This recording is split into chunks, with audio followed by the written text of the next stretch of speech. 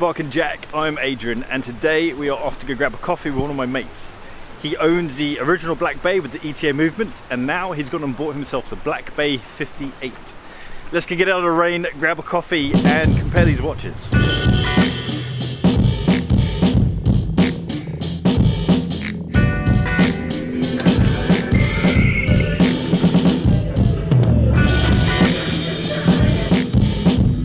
Welcome to Bark and Jack, I'm Adrian, and this channel is just about me drinking coffee, talking about watches, exploring watches, and sharing my experiences with you guys. Today we're going to be looking at the Tudor Black Bay with the ETA movement versus the Tudor Black Bay 58.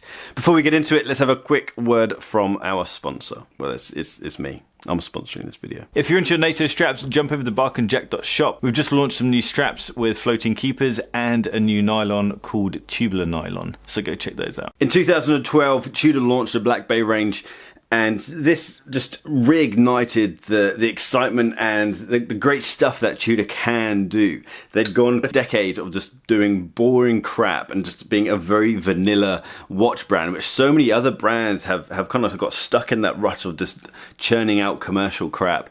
And Tudor were launched to be a more accessible version of Rolex, more accessible for the everyday man. And they lost that. They stopped being an alternative for Rolex. The Black Bay changed that game. 6 years later, they launched the Black Bay 58, which was quite daring of them, and we'll talk about that. But also, it was a far more refined version of the Black Bay. I like the fact we're able to skip out the current Black Bay, the 79230. I'm a fan of the watch because it's a good watch, it's got a good movement, it's a well-made watch. But the original version of that watch, the 7922, it had so much more character. It was a bit more daring with the rose, kind of fairly feminine rose logo and the smiley text. That watch feels like it had more character to it, and it was just a cooler piece. They then changed the logo to be the shield, they then straightened the text out, and I feel like it's a bit boring. Despite the fact that the original one, the 7922, that could have been launched by any micro brand on Kickstarter launching a diver inspired by vintage watches and powered by an ETA movement. Loads of people doing it. But then this is Tudor, they have a heritage, and they have a connection to Rolex. Massive selling points. So the biggest comparisons are obviously going to be the case dimensions and the movement inside. So let's bash through some of those specs. The ETA version is 41mm wide, it's 12.7mm thick. Now I will add in here that the newer version is actually 15mm thick. We have 22mm lugs, it also has 200 meters of water resistance. So Black Bay 58 is 39mm wide, so it's 2mm narrower than the normal one. It's also 11.9mm deep, so it's a fair chunk thinner than the normal version. We have 20mm lugs, but it's still 200 meters water resistant. I like the fact that they both don't have crown guards. I prefer that look. The 58 has a crown that sits closer to the case, and it is quite an oversized crown as well, which again, I like that character. The original ETA version of the Black Bay doesn't have a riveted bracelet. It has a plain bracelet, a very well made bracelet. It's a superb bracelet. I love it. But the new 58 does have a riveted bracelet. They're not real rivets, they're faux rivets, which I hate even more. I don't like the look of a riveted bracelet, and the look of a faux riveted bracelet is just even worse. Also, the 58 bracelet doesn't have a dive extension, so you're not able to have that on the fly adjustment. Now the movements are, this is a tricky one, because you had the original Black Bay with the ETA, you had a very accessible watch. It was around 2,300 to 2,500 pounds, and it has an ETA 2824 inside. Now this is, it's not an incredible movement, but it's not a bad movement by any standards. It has a power reserve of 38 hours, and this is a tried and tested movement. The Black Bay 58 has an in-house caliber MT5402. This has an impressive 70-hour power reserve, but even more impressive than that, this is a COSC certified movement. Now you can get COSC certified ETA 2824s, but Tudor didn't choose to use those. So with a tiny price increase, they actually were able to get an in-house movement, not only with a 70-hour power reserve, which is superb, but also to get it COSC certified, which is really very impressive. Now, one thing to note as the kind of the ongoing costs of these watches, there is a benefit to having something like an ETA movement. I know they're poo-pooed within horology, people want to see in-house, but it's the whole in-house, non-in-house thing is a bit of a murky area, because it's only really recent that it's become a real sticking point for people. The good thing about having an ETA movement is that pretty much any watchmaker can service it, and any watchmaker can pretty much get parts for it as well. This watch has been around for a long time, so even if people don't have access directly to the Swatch Group and having the parts, these parts are readily available. Now, that's not quite the case for the Tudor in-house movement. You're going to need to go to someone who has access to these parts.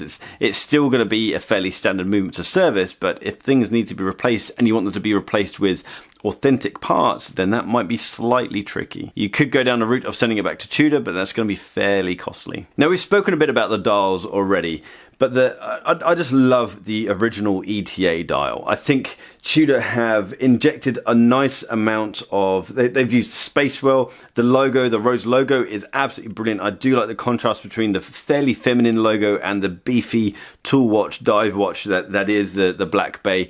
I also love the curved text at the bottom and the fact that it's only one line of curved text. I think there's so much character going on.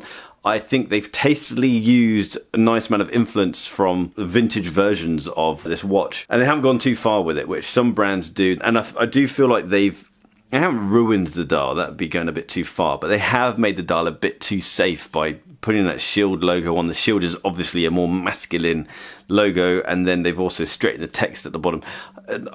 Maybe they just had to have some way to differentiate the watches. I love how they've added gold to the bezel.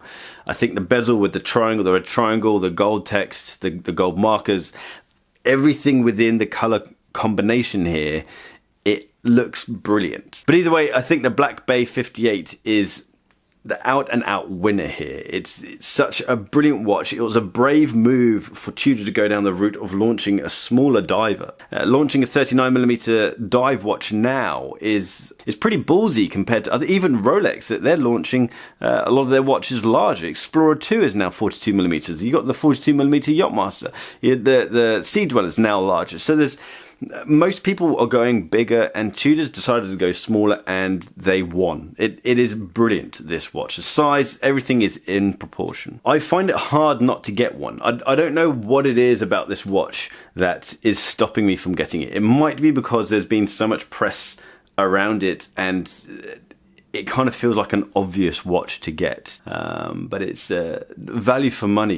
It's really quite incredible. And guys, let me know what you think between these two watches. I'm sure there's going to be a lot of divide between wrist sizes, and a lot of people are going to say that the Black Bay 58 is too small for them. For me, the 41mm ETA version and the current version, they are too large for me. They're certainly too deep as well. I find there's too much metal going on. So the 58, very refined watch. I love that thing. Guys, if you like this video, give it a thumbs up. If you didn't like it, double tap that thumbs down button. Hit that subscribe button if you haven't subscribed to the channel yet. Jump over to barkandjack.com if you want to check out some high-res images of this thing and read other articles and watch old videos. Jump over to barkandjack.shop if you want to check out our NATO straps, and I'll see you guys next time. Take care.